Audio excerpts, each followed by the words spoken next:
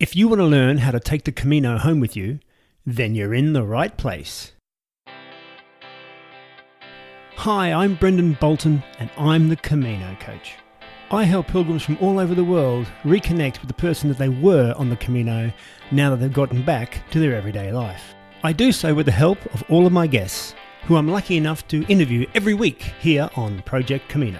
And they're pilgrims from all over the world who share how they've successfully taken the lessons and the magic of the Camino and applied it to their everyday life. And if you enjoy the show, then please share it. It's a great resource for those who are thinking of doing the Camino or those who've already done it and wish to reconnect with the person that they were when they were on the way. Go to projectcamino.com, check out all of the freebies and giveaways that I give to all of my listeners, and you can also check out all the other interviews I've done with dozens and dozens of ordinary pilgrims who all have extraordinary stories to share. Take care, keep smiling, use your time wisely, because time is the most precious thing that any of us have. And I hope you enjoy the show. Well, welcome to Project Camino. I'm lucky enough to be spending some time with American Pilgrim Lisa Splendid Jacklich, who... Hello. who, when she's not tossing her iconic hat in the air, Lisa is busy inventing, creating, composing, and building on her country property in Napa Valley, California. She is a self-taught Jill of all trades and a master of some with a vast array of skills. A few of her other hats include metal and glass artist, designer, musician, adventurer, wife, and mother. It has been said of her, when the zombie apocalypse comes, you want Lisa on your team.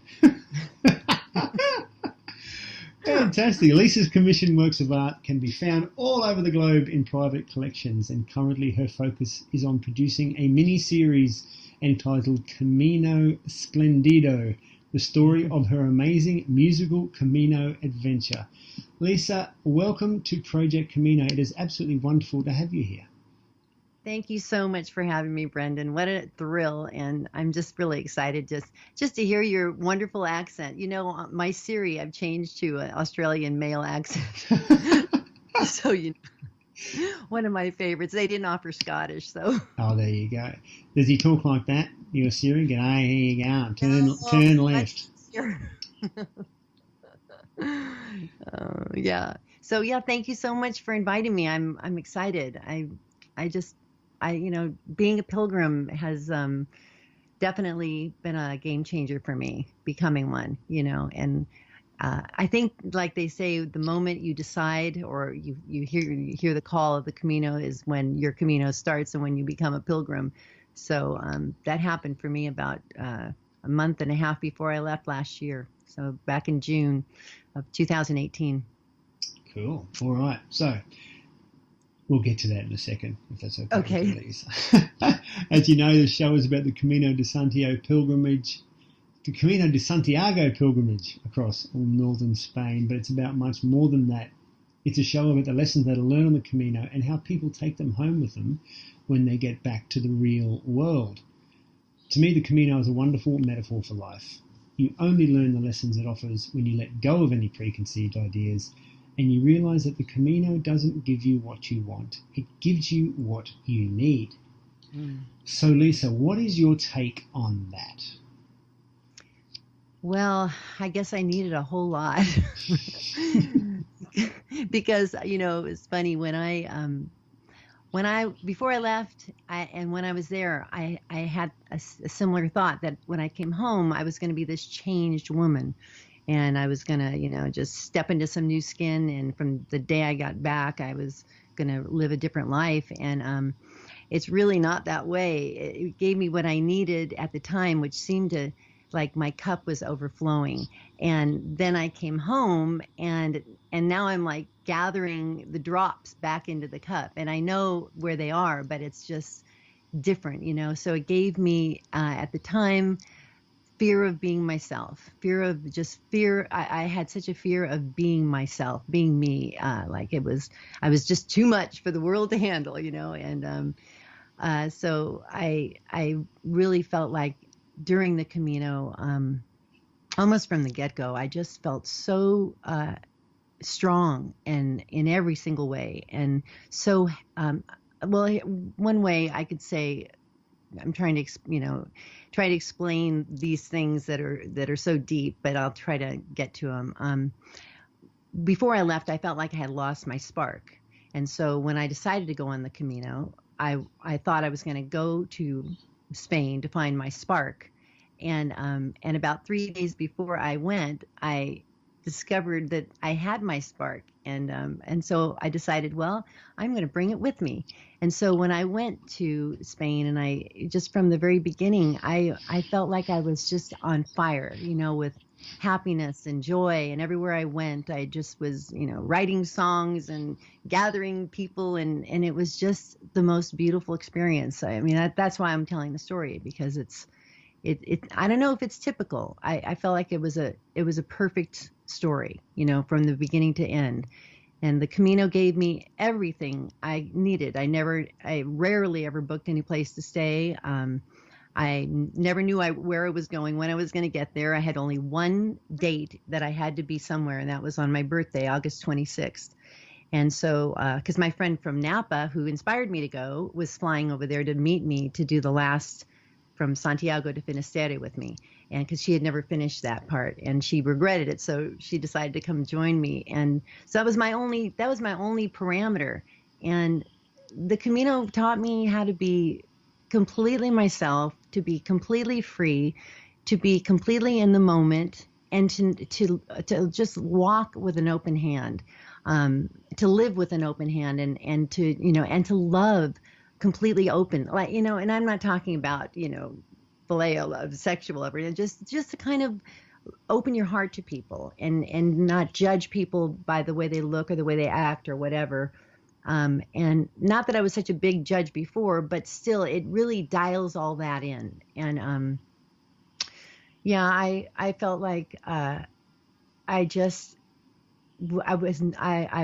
old me had just disappeared. And yeah, so the second part of that question is, what did I learn while I was there? What did it give me while I was there? And then what happened what happened to it when I got back?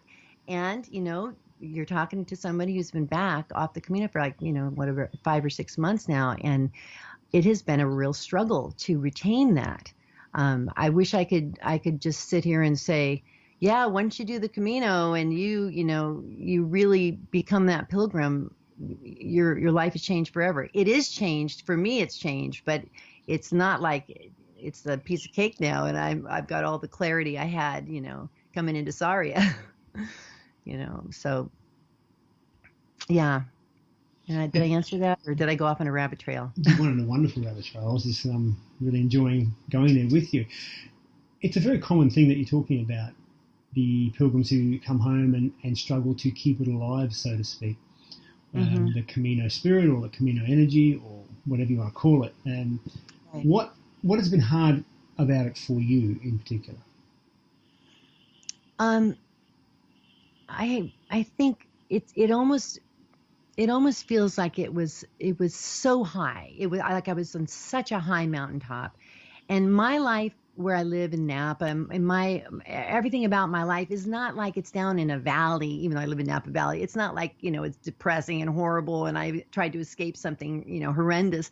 I mean, I have a beautiful life. I have a wonderful husband, a wonderful dog and cat, and and I'm an artist. I have all this beautiful life, and friends and family and all that stuff. So, but there was something different that the Camino opened my eyes to, and I just want to get that back. I feel like once you've touched it, once you've tasted it, you just, now it's either I've got to get it back, or I'll never be satisfied. Then I'm going to say, whatever you do not walk the Camino, because it might be great, but you're going to pay for it for the rest of your life. No, that's not really going to happen. But, I mean, because I'm hopeful that it gave me what I needed. And it kind of, well, one of the practical, let's just go to a real tangible thing that it gave me. before I left for the Camino, I felt at 59, I felt like my musical days were behind me and my throat was closing and I couldn't sing anymore. And I just couldn't express myself musically. And I was just like, oh, I waited too long. The window's shutting, the dream balloons are slipping away,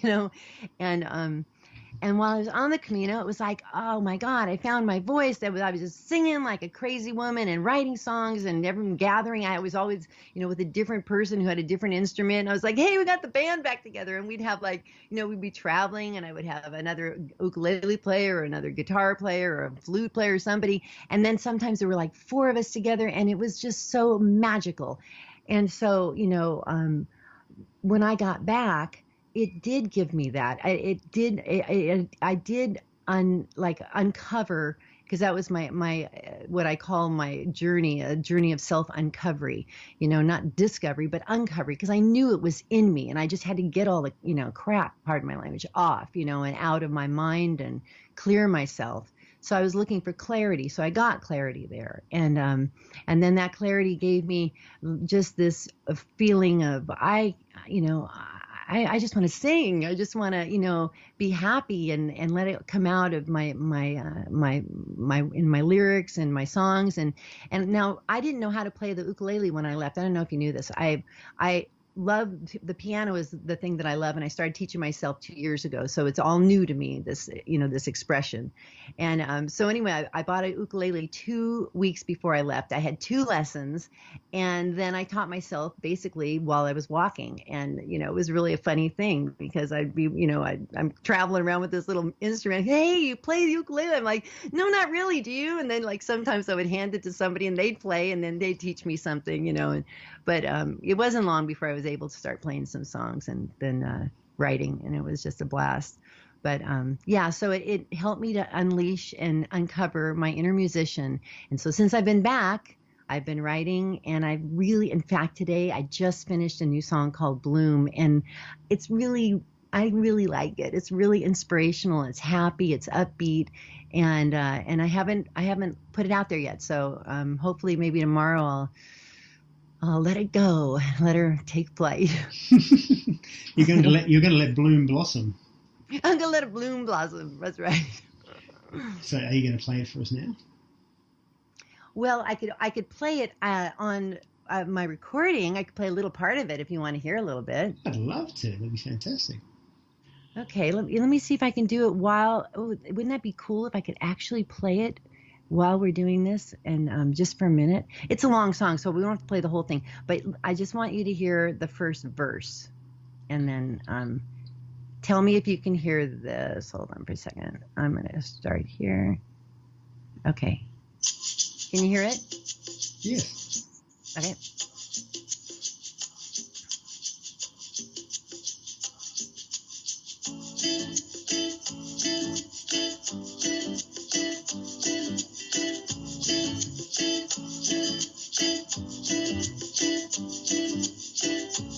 Oh, hold on. You know what? Sorry, that's the instrumental version.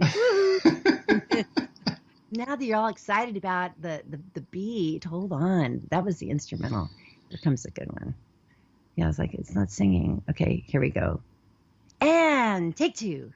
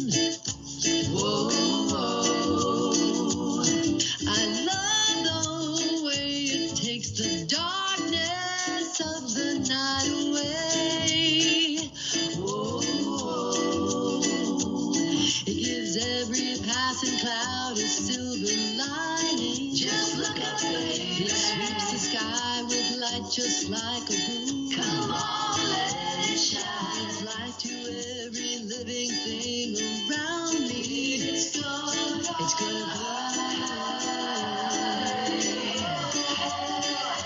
Let it bloom. I'm gonna climb that tree of life and get to swinging. Gonna plant my favorite seeds all in a row.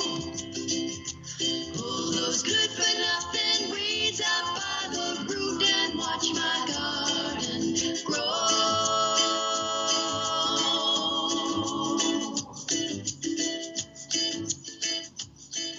There you go. That's part of it. We are blessed. A world first premiere of. Yeah, you're the first. Absolutely. There you go. I feel blessed. I feel very touched that you would share that with us, and I'm sure our listeners do as well. So how many songs have you written about or on your Camino experience? I have about so far a half a dozen songs that I wrote, and so what you asked me before, what my dream or what I'm trying to do, and what I'd like to do, and what I'm working at, and I have been for the last creatively. This has been all I've been doing for the last almost 3 months. Putting together an album called Walking Songs, Camino Walking Songs, and they're just things that I was inspired to write along the way, and I think they'd be really kind of inspirational to walk along listening to if you're walking the Camino or if you're just hiking, so. And so when you were on the Camino, did you get inspiration to actually write them there and then, or did it happen to you afterwards? I wrote several songs while I was on the Camino. And I even wrote a song called the BUEN CAMiNO song. And that's like, I really love that song. and that song actually, well, anyway, to answer that question, there was like the BUEN CAMiNO song, Seal It with a Kiss, Bloom I wrote after I got back. I probably have at least 5 or 6 songs that I wrote while I was actually walking. I had a lot of time to, be alone and play especially in the Meseta.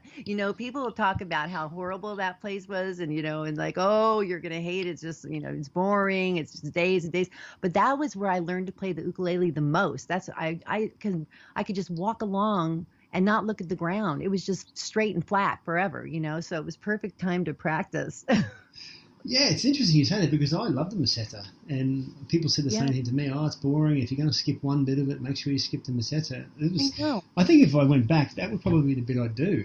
Because you get so much time, as you said, to think and to reflect and to feel. And of course, it is pretty flat and pretty mundane, for want of a better expression.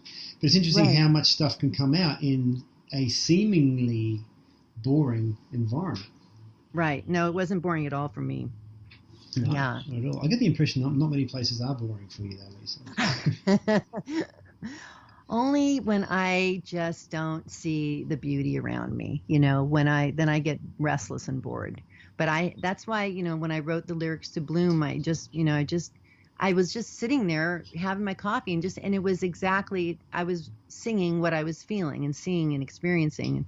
And I listen to that song every day just to remind me of how happy I know I am inside, even when life throws you punches and, or uncertainty or whatever it is. That's always kind of my default, So, yeah. Yeah, uncertainty is a part of the human condition. It can be quite scary at times, but it's also where all the gold is, in my experience, because if we were 100% certain about everything, 24 hours a day, 365 days a year, it'd probably be a very boring life that we led. You're right. You need the contrast, Yeah.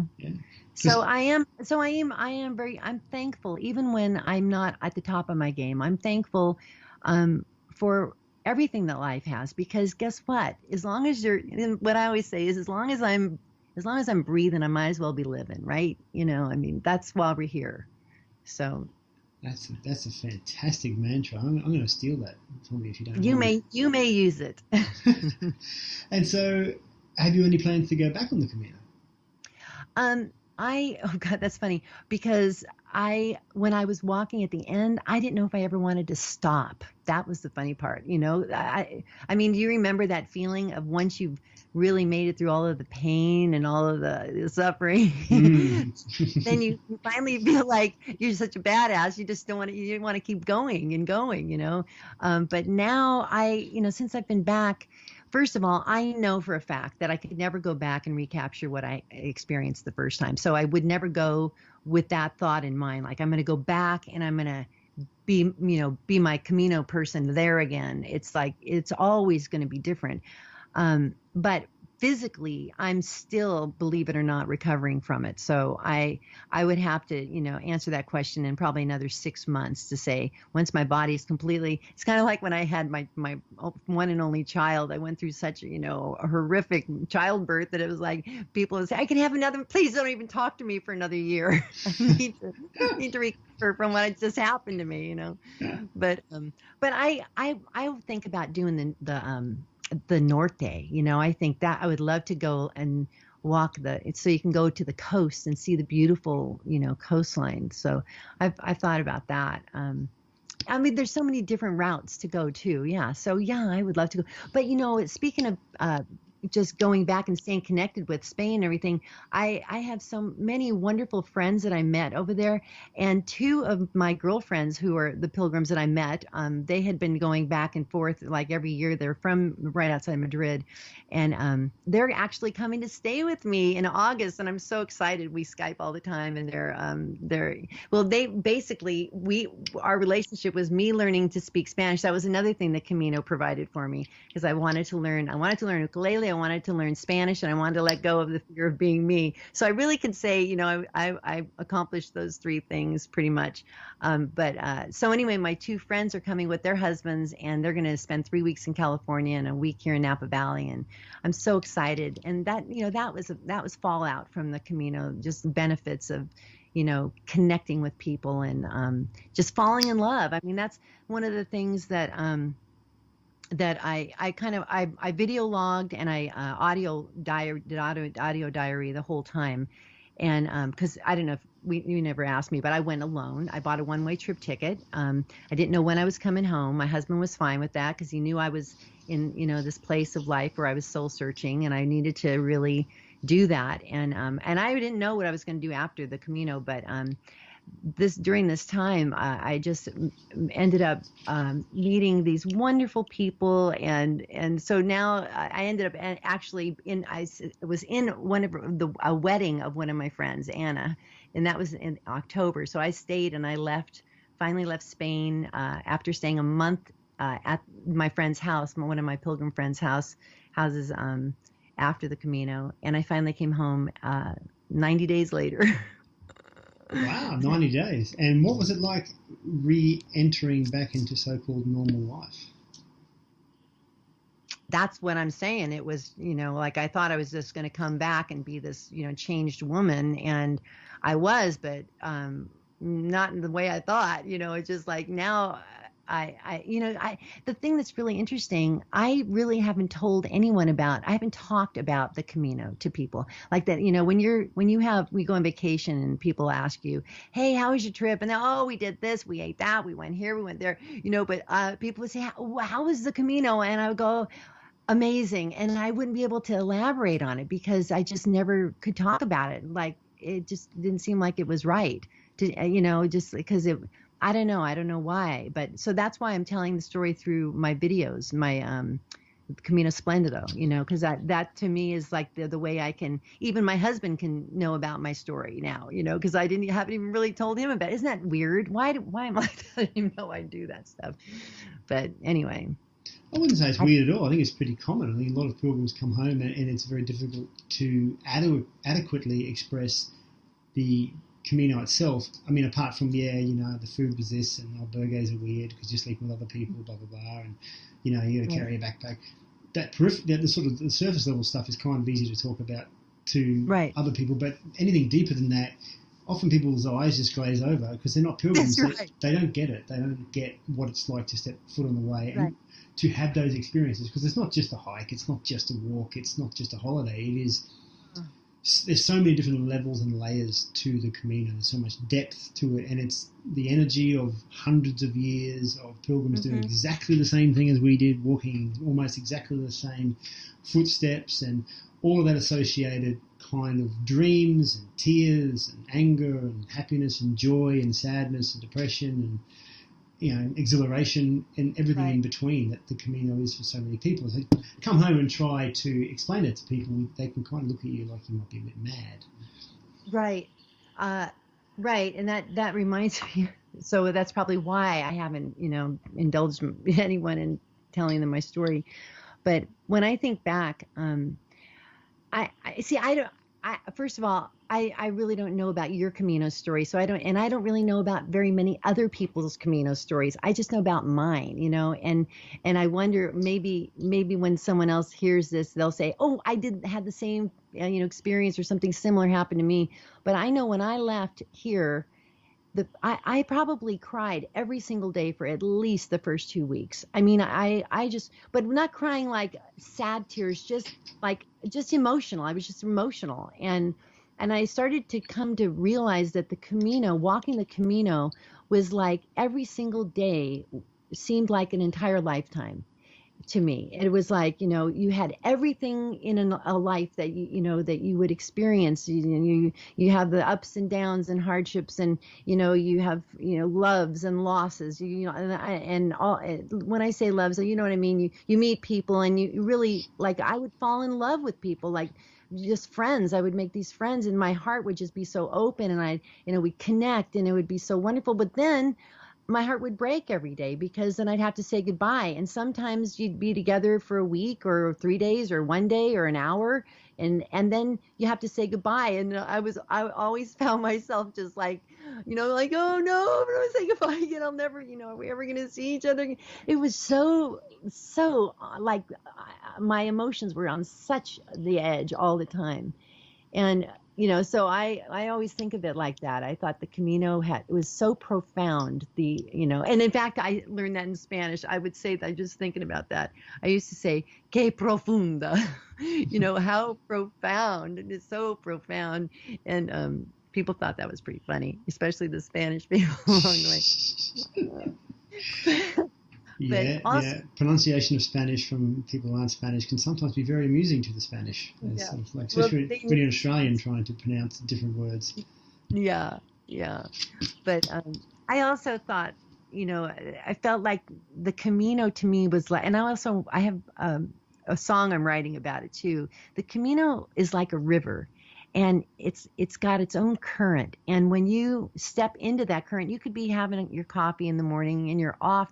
You're not walking the Camino, you're sitting there having a coffee. But then, you know, you get into it and your feet could be on fire. Your arches could be horrible, blisters, and you're just in such pain. But all of a sudden you step into the current of the Camino and it just pulls you along. And before you know it, you didn't want to do 25 miles today, but now you're doing 30, you know. And it's like it's a current of energy. And like you said, I think there's something energetically, you know, if you're into that kind of thing, that it's just like it's in a groove of the planet there. And that's why it's so unique, because it's been walked for so many hundreds and hundreds of years by so many millions of people, and they're all in a similar mindset, you know, of I don't know what it is, searching, longing, openness, love. And you know, another thing that's interesting, I don't know if you were going to ask me this question or anything, but I was never afraid one time as a single woman traveling. At one time, I mean, I would get up in the morning at dark. I left sometimes at 5:15, and I'm walking down in some dark abyss, you know, in some forest, and I would just sing along all by myself, you know, and just go. And I thought about it later. It's like, wow, how weird and profound. See, the que profundo, you know, how profound that you could experience something like that and get to have that kind of peace and freedom, you know, as a single woman traveling, you know, on foot with a backpack in the middle of the night. You know, pretty cool. Absolutely, yeah. And look, Spain is, you know, and the Camino especially is, I think, a very safe place for women. And, you know, it's not Disneyland. You have to keep your wits about you, but it's, you know, it's certainly, I would have no hesitation in saying to people, get on the Camino. If something that you want to do, don't let fear hold you back. In life in general, don't let fear hold us back. So talking about fear, let's have a chat about your YouTube channel. And what can people expect from the videos that you do? Well, what right now they can expect to see from me is I'm going to tell my story. I'm going to get it out in probably 12 episodes. I just posted episode 3 today, and it's called Camino Splendido. And each one, it says episode 1, and then there's a title to it. And in each episode, I am writing all of the music. So the soundtrack to each episode is my own original music. And it's usually just a taste of a song rather than a music video, because each episode's only about 10 minutes long, but the song that I write for it might be a 2.5 to 3.5 minute song, so I can't just keep looping it over. So I'll give them a taste of that, and then like I said, when I finally finish telling the story and I have all the music, then I want to compile all of those songs together in an album and make that available to people who are interested in maybe if they like what I'm doing and they want to support it, then they can get one of my albums off of iTunes or something. If I haven't figured that part out yet, but I'm working towards it. And so once I get that done, and I'd like to build my following, so it makes it feel worth it, because I'm literally spending all of my time doing this. It's that important, and I hope what I'm sharing will inspire people, will uplift them, will help them to believe in themselves, will give especially women who are over 50 and 60 just an idea that you can reinvent yourself, you can tackle big things, you can do new things, and I hope I can help influence people in a positive way. So and at the end, if no one watches it, when I'm old and if any dementia or something hits me, then I'll go, hey, that was me. Look what I did. So it'll be a good way to remember everything. Well, if nothing else, then that would be a very worthy reason to be doing it. Lisa, it has been absolutely wonderful helping to share your story. I feel like I could talk to you for hours, and I think you have the capability to talk for a lot longer than that. I love your videos. They take stream of consciousness conversation to another level, and I implore everybody who's listening to go and check out Lisa's YouTube channel, which is Camino Splendido. Actually, it's Splendid 365. Splendid 365 is your blog. And that's my YouTube channel too. As YouTube channel as well. I stand corrected. My apologies. Time is the most precious thing that any of us have, Lisa, and I really appreciate you taking out yours today to share your amazing Camino thoughts and your music as well. And we feel blessed to be able to have listened to your upcoming single Bloom for the first time in the world. So I want to thank you so much on my own behalf, as well as our listeners. Take care, keep smiling, Lisa, and Buen Camino. Buen Camino, Brendan. Thank you. Cool. That was great, mate. Well done. Hey, thanks. It's my first. There you go. You've lost. Is that your first podcast? Yes. You've lost your podcast virginity. That's fantastic. Oh, good.